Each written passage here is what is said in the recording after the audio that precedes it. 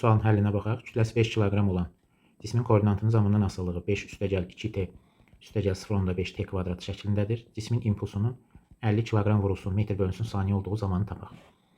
Deməli, P bərabərdir mv'dir. V x-in zamana görə birinci tərtib törəməsidir.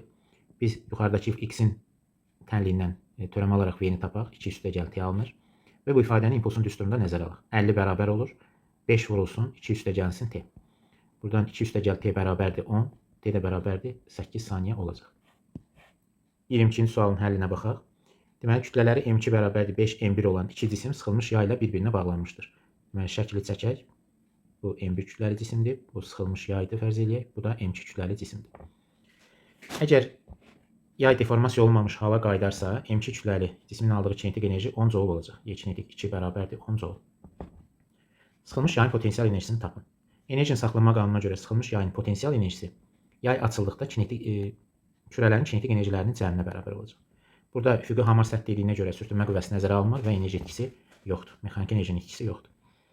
Bu qarşılıqlı təsirdə cisimlərin impulsları bərabər olduğuna görə biz kinetik enerjini P kvadratı bölünsün 2m düsturuna əsasında müqayisə edəcəyik. Buradan görürük ki, kinetik enerji impulsların bərabər qiymətində kütlədən tərs mütənasib asılıdır. Ona görə kütləsi az olanın aldığı kinetik enerji daha böyük olur. Yəni birincinin kinetik enerjisi 5 dəfə ikincinin kinetik enerjisindən çox olacaq. İkincinin kinetik enerjisi 10 joule olduğuna görə birincinin kinetik enerjisi olur 50 joule.